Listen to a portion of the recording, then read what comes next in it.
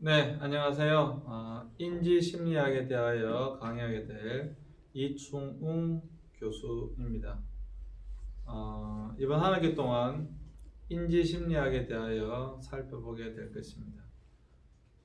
인지심리학이 무엇인지, 그것이 왜 중요한지 이번 한 학기 동안 살펴볼 텐데요. 얼굴 보고 여러분들과 함께 수업을 해야 되는데 이렇게 온라인으로 먼저 만나게 돼서 약간 슬프긴 합니다. 그래도 곧 강의실에서 만나게 될 것을 기대하고요. 또 여러분들이 발제도 하고 대화도 하고 토론도 하는 그런 시간을 가지게 될 것입니다. 오늘은 먼저 인지심리의 기본 원리에 대하여 살펴보게 될 것입니다. 넘어가겠습니다. 인지심리학이란 도대체 무엇인가? 인지심리학이란 감각 정보를 변형하고 단순화하고 정교화하고 저장하고 인출하고 활용하는 등의 모든 정신 과정을 연구하는 학문입니다. 그러니까 어떤 정보가 들어왔을 때 어떤 정보가 들어왔습니다. 눈을 통해서, 귀를 통해서, 후각을 통해서, 감각을 통해서 들어왔습니다.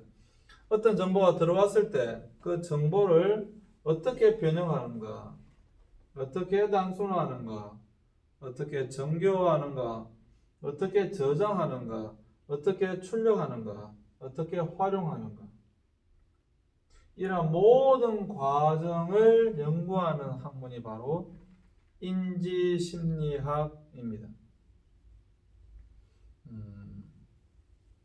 먼저 좀 봐주세요. 사실 인지심리학에서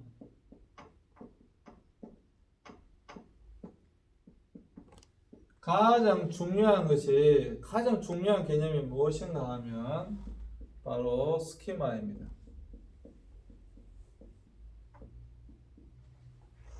스키마가 무엇인가 하면 바로 틀입니다. 틀. 다시 읽어보세요. 인지심리학이란 어떤 정보, 감각 정보를 변형하고 단순하고 정교하고 저장하고 인출하고 활용하는 등의 모든 정신 과정을 연구하는 학문인데 여기서 다시 보시면 어떤 정보가 들어온다는 거죠. 이렇게 어떤 정보가 들어오면 모든 사람은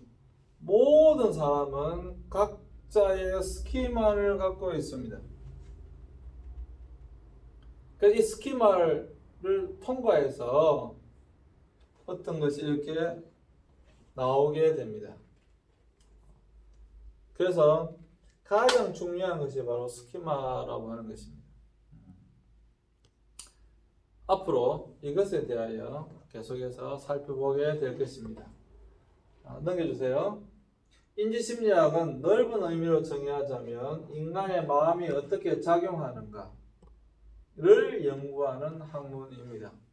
사실 모든 심리 상담이 마찬가지지만 인간에 대한 이해잖아요. 인간에 대한 이해인데 그 사람이 인간의 마음이 어떻게 작용해서 어떤 정보를 해석하는가, 그리고 밖으로 내보내는가에 대한 것을 연구하는 학문입니다. 그러나 이러한 정의는 너무 포괄적이며 좁은 의미의 인지심리학은 인간의 마음이 어떻게 환경과 자신에 대한 지식을 갖게 되는가, 똑같은 말이에요. 방금 말씀드린 것 여기 보시면 어떻게 그 지식을 갖게 되는가, 어떤 정보, 지식이 들어왔는데 그 틀에 의해서 그 지식이 변형된다는 거예요. 우리가 어떤 정보를 받았을 때 그 정보를 그대로 두지 않습니다.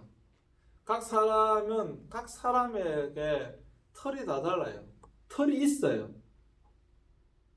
그 틀에 따라서 어떤 정보를 틀이니까 바꾸어냅니다. 바꾸어버립니다. 그것을 연구하는 학문이 되겠습니다. 그래서 그러한 지식을 어떻게 활용하여 각종 생활 장면에서 과제들을 수행하는가 하는 문제를 다루는 심리학의 한 분야가 바로 인지심리학입니다. 인간이 지식을 생성하고 활용하는 인지과정은 두뇌의 물리적 특성에 의해 가능하며, 따라서 인지를 연구하는 인지심리학은 자연히 물리학이나 생물학, 생리학에서와 같이 실험 및 가설 검증과 같은 과학적 방법을 사용해 연구하는 과학이다. 그래서 인지심리학은 과학입니다. 특별히 다른 말로 하면 뇌과학입니다. 뇌과학. 오늘날은 4차 산업혁명 시대이기 때문에 특별히 이 인지심리학 쪽이 굉장히 발전하고 있습니다.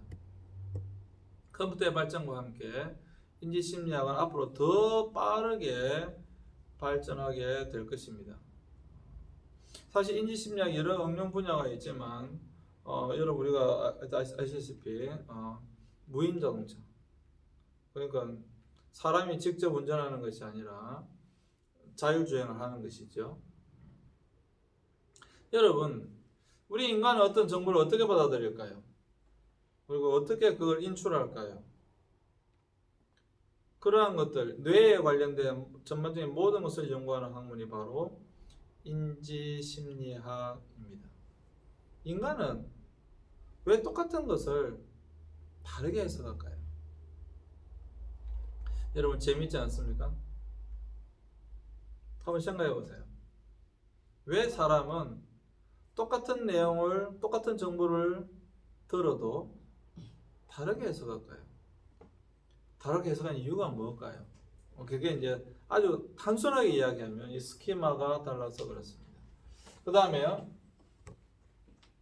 연구 배경에 보면 마음이 어떤 구조를 가지고 있고 어떻게 작용하는가 하는 물음은 옛날부터 반복된 질문이었습니다. 이러한 질문을 던지고 해답을 구하는 노력은 근대에 들어와서야 체계적으로 시도되었고요. 그 뒤를 이어 유럽의 철학자들이 인간의 마음에 대한 조직적인 분석을 제기해 왔습니다. 심리학을 독립된 과학으로 출발시키는데 크게 공헌한 초기의 과학자가 비렐름 분트인데, 그는 1879년 최초의 심리학 실험실을 창설하였고 철학의 내성법과 물리학과 생리학 등의 실험법을 적용하여 인간 의식의 작용과 구조 특성을 체계적으로 연구했습니다.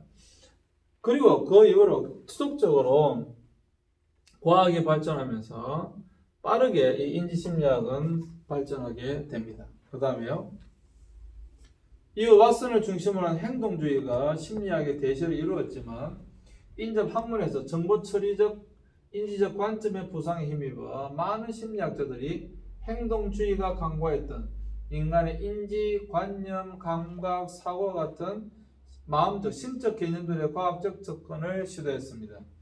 이러한 배경에서 사이먼과 뉴얼은 단순한 숫자의 조작 기계로만 생각하는 컴퓨터를 더 넓은 목적의 상징 조작 체계로 볼 수 있으며, 나아가 인간의 마음도 컴퓨터와 같이 상징 조작 체계로서 개념화할 수 있음을 깨달았습니다. 이러한 새로운 생각들은 1956년 MIT에서 개최된 정보이론 심포지움을 기폭절하여 인지주의 또는 정보체제적 접근이란 새로운 과학적 패러다임을 형성하게 되었습니다. 특별히 21세기 지금 우리 시대에는 정말 빠른 속도로 인지심리학은 발전해 가고 있습니다. 그 다음에요, 정보처리 접근법인데요, 인지심리학을 흔히 인간정보처리론이라고도 하는데, 이는 대부분의 인지심리학자들이 인지를 공부할 때 정보처리 접근법을 따르기 때문입니다. 정보처리 접근법에서는 정보의 습득, 저장, 인출 및 활용이 여러 단계를 거쳐 이루어진다고 가정하고 각 단계에서 어떤 일이 벌어지는지를 밝히고자 하는 것입니다. 이러한 단계식 접근법이 발달하게 된 것은 컴퓨터에 자료를 입력하고 저장하며 인출하는 등 사람들의 컴퓨터 활용 방식에 힘입은 바 아주 큽니다. 다시 말씀드리지만 컴퓨터의 발전, 인공지능의 발전과 함께 인지심리학은 굉장히 빠른 속도로 발전해왔고 앞으로도 빠르게 성장해 갈 것입니다. 활용도가 굉장히 큰 부분이 바로 인지심리학입니다. 그 다음에요, 자, 여기서 오늘은 인지 심리학에 있어서 인지 행동 치료에 대하여 잠시 살펴보고자 합니다. 앞으로 이번 학기 동안에 사실 굉장히 내가 고민을 많이 했어요. 인지 행동 치료를 할 거냐 아니면 응용 인지 심리학을 할 거냐 해서 제가 많이 고민하다가 응용 인지 심리학을 택했습니다. 왜냐하면 지금 2학년이기 때문에 너무 깊이 있게 들어가다 보면 좀 어떨까 해서 그냥 여러 가지 인지 심리학이라고 하는 것이 여러 가지 이런 분야들에서 사용되어지고 있다. 이런 분야들에 좀 관심을 가져라. 그리고 대학원에 가서 앞으로 박사과정 가서 여러분들이 그 분야에 관심이 있다고 한다면 그 중에서도 한 분야를 선택해서 이런 것을 공부하면 좋다. 이 정도 이제 알려주는 선에서 마치는 것이 좋겠다라는 생각이 들어서 그렇게 했습니다. 근데 그때도 불구하고 지금 사실 여러분들에게 그 인지 행동 치료에 대하여 넘겨주세요. 똑바로. 인지 행동 치료에 대하여 가르치고 싶은 마음이 사실 많이 있습니다. 근데 우리 책에는 인지 행동 치료에 대해서는 나오지 않습니다. 그래서 잠시 이번 시간하고 다음 시간에 걸쳐서 인지 행동 치료에 대해서 살펴보고 이 온라인 수업으로 오프라인 수업이 된다고 한다면 이제 응용 인지 심리학으로 돌아왔으면 좋겠습니다. 인지 행동 치료의 기본 원리들이 있는데 넘겨주세요. 그 기원은 그리스의 스토아 학파들은 사람은 일어나는 사건보다 사건에 대한 생각에 의해 영향을 받는다. 방금 이야기한 것처럼 스키마, 어떤 틀에 의해서 영향을 받는다라고 하는 것이에요. 전통적인 동양 철학, 도교나 불교에서는 인간의 사고가 행동을 결정하는 주요한 힘이다 라고 생각했습니다. 인간의 사고, 스키마, 틀이라는 겁니다. 달라이라마가 티베트 불교의 지도자인 달라이라마가 사고와 감정의 방향을 바꿔 행동을 재구성할 수 있다면 고통을 좀 더 쉽게 극복할 수 있을 뿐 아니라 고통이 시작되는 것 또한 예방할 수 있을 것이다 라고 봤습니다. 사고의 틀을 바꾸면 고통을 줄일 수 있다. 이렇게 본 것입니다. 백이라고 한 사람은 정신분석적 개념에 출발해서 프로이드 학파 분석가의 영향을 받아 이 인지행동 치료를 완성했다라고 하는 것입니다. 넘어가겠습니다. 초기 이론들에 보면 우울장애와 불안장애의 부적응적인 정보 처리에 중점을 뒀습니다. 상담에 계속해서 나오는 것이 바로 부적응이죠. 왜 상담이 필요한가? 아주 단순합니다. 사회에 바르게 적응하지 못하기 때문에 그렇습니다. 그러면 사회에 바르게 적응하지 못하고 제대로 살아가지 못한다라고 하는 그 사람을 상담이라고 하는 것을 통해서 바르게 적응하며 살아갈 수 있도록 그래도 큰 문제 없이 그 사회 구성원으로서 살아갈 수 있도록 돕는 것, 그게 바로 상담입니다. 만약에 상담으로 안 된다 그러면 그 약물 치료가 들어가야 되는 것이죠. 1960년대 초기 논문들을 보면 우울을 인지적으로 개념하였다. 왜 우울한가?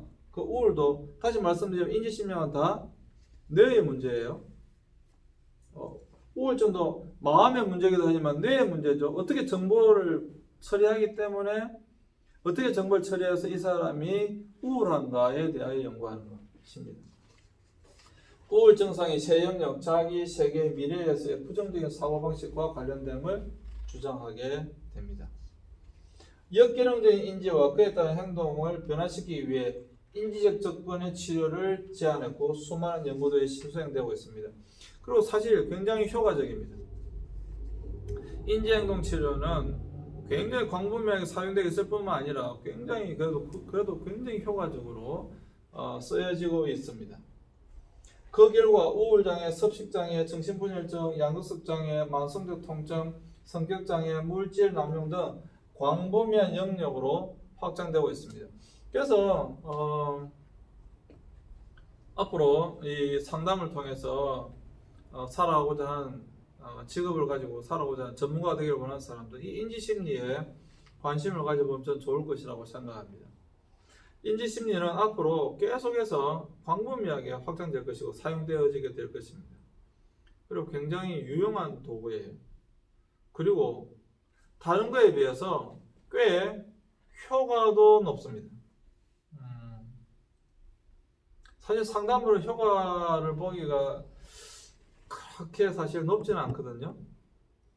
그런데 인지심리 쪽에서 꽤 효과를 볼 수 있어요. 특별히 인지행동치료는 꽤 큰 효과를 볼 수가 있습니다. 그래서 여러분들이 이쪽에만 조금 관심을 가지고 공부하신다고 한다면 그래도 꽤 여러분 좋으리라 저는 그렇게 생각합니다. 다시 한번 보신다고 한다면 인지심리학 스키마, 이 털인데 이 털에 의해서 사람들이 어떤 정보가 들어왔을 때 각자 나름대로의 틀이 있어요. 이 틀이 의해서 사람들은 잘못 생각할 수 있고 잘못 행동할 수 있는 겁니다. 이 틀을 바꿔주는 거거든요. 그러면 바르게 행동할 수 있다. 그러니까 부적응적인 사람이 그 사회에 적응하면서 살아갈 수가 있다 라고 하는 것입니다. 그래서 인지심리학 쪽에 많은 학생들이 좀 관심을 가져주셨으면 좋겠습니다. 그 다음에 이 CBT 모델 뒤에 넘겨주세요. CBT 단어를 좀 보게요. CBT라고 하는 것은 Cognitive Behavior Therapy의 약자입니다. 인지행동치료입니다. Cognitive Behavior Therapy, 인지행동치료입니다. 그 인지행동치료자들은 인지, 감정, 행동에 초점을 맞춘 다양한 기법들을 사용하는데 불안을 일으키는 생각을 찾아 변화시키는 것입니다. 불안한 감정을 감소시키기 위해 이완 혹은 심상을 사용하는 것입니다. 단계적으로 회피 행동을 없애고 사회적 기술을 기르는 것 등을 가르칠 수가 있습니다. 상담의 가장 기본이 무엇인가?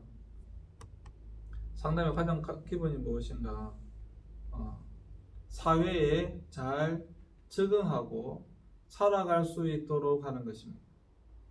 여기 한번 보시겠어요?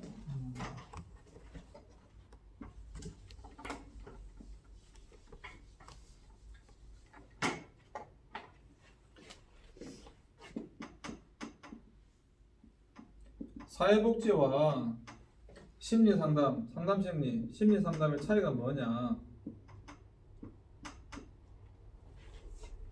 어떤 사람이 그 사회에서 사회의 구성원으로서 부적응하고 있다. 적응하고 살아가고 싶은데 제대로 적응하지 못하고 살아가고 있다. 이것에 대하여 국가가 개입하는 것, 이걸 사회복지라고 합니다. 근데 그래서 내가 똑바로 살아가고 싶은 내가 장애가 있습니다. 나는 사회에 잘 살아가고 싶은데 장애가 있어요. 제대로 살아갈 수가 없겠죠. 그래서 국가가 사회복지시설을 만듭니다. 그게 장애인 복지라고 합니다. 내가 그래도 뭔가 제대로 안정적인 삶을 살고 싶고 그래도 뭔가 인간의 기본적인 삶을 살아가고 싶어요. 근데 내가 노인이야. 나를 돌봐주는 사람도 없어요. 그때 국가가 개입합니다. 그걸 노인복지라고 합니다. 나는 다른 아이들 좀 행복하게 살고 싶은데 아버지 어머니가 없어요. 그게 보육시설입니다. 그런 건 사회복지라고 합니다. 심리상담은 개인적으로 그 사람에 대하여 부정하고 있는 것들을 그 개인적으로 돌봐주는 것을 심리상담이라고 합니다. 그래서 그 사회에 올바르게 제대로 살아갈 수 있도록 적응하며 살아갈 수 있도록 인간답게 살아갈 수 있도록 도와주는 것을 심리상담이라고 합니다. 여기서 오늘 이번 학기 동안 저와 여러분들이 무엇을 배울 것이냐 하면 인지행동, 인지심리를 배우게 된다 이 말입니다. 그 행동이 왜 그렇게 부정적으로 살아갈 수 있을까? 예를 들어서 청소년이 나는 똑바로 살아가고 싶은데 잘하고 싶은데 도저히 잘할 수가 없어요. 자꾸 나쁜 행동들하고 잘못된 행동들을 해요. 왜 그럴까? 왜 그럴까? 인지에 문제가 있다는 거죠. 그 인지에 문제가 있기 때문에 그런 행동이 나올 수밖에 없다는 거죠. 그럼 그 인지, 생각을 바꿔줘야 된다는 겁니다. 생각의 틀을 바꿔줘야 된다는 겁니다. 생각의 틀을 바꿔주면 바르게 생활할 수 있다. 그게 바로 인지행동치료입니다. 굉장히 효과적입니다. 다른 것에 비해서 그 효과도 굉장히 큰 편입니다. 그것이 바로 인지심리이고 인지행동치료입니다. 인지행동 모델에 대해서 살펴봤고요. 그 다음에 이 CBT 모델은 인지적 행동적 변화들이 생물학적 과정을 통해 영향을 받는다고 가정합니다. 그래서 그것이 바로 약물을 통해서 또 기타 생물학적 치료는 인지에 영향을 미친다라고 봅니다. 당연히 마약을 먹으면 마약이 행동에 영향을 미치겠죠. 또 여러 가지 생물학적 치료들이 인지에 영향을 미치겠죠. 이 CBT가 대뇌피질을 활성화시키는 생물학적 효과를 가져옵니다. 그래서 CBT와 약물 치료를 병행할 경우 만성적 우울, 치료를 거부하는 우울장애, 정신분열증, 양극성 장애 같은 심각한 장애 치료 효과를 높여줍니다. CBT가 인지행동 치료가 약물 치료와 병행될 때 그 효과는 상당히 배가 됩니다. 예를 들어서 이상심리학이 있다고 한다면 이상심리학에 나오는 그런 여러 병들, 대표적으로 우울증이라고 한다면 그 우울증들이 치료가 굉장히 안 됩니다. 그런데 약물 치료와 더불어서 인지행동 치료를 병행한다고 한다면 그 효과는 상당히 좋습니다. 단순히 약물 치료만 하는 것이 아니라 약물 치료와 더하여서 인지행동 치료, 인지심리학적 치료를 한다고 한다면 상당히 효과적이다. 굉장한 효과를 우리는 기대할 수가 있습니다. 그래서 여러분들이 이것을 잘 배워서 한다고 한다면 이쪽 분야에는 앞으로 굉장히 큰 기대할 수 있다. 여러분들에게 그렇게 말씀드릴 수가 있습니다. 잘 배우셨어요. 이번 학기 동안에. 앞으로 여러분들이 또 대학원도 가고 박사과정도 해서 좋은 상담사가 되어졌으면 좋겠습니다. 일단 1교시는 이것으로 마치겠습니다. 잠시 쉬겠습니다.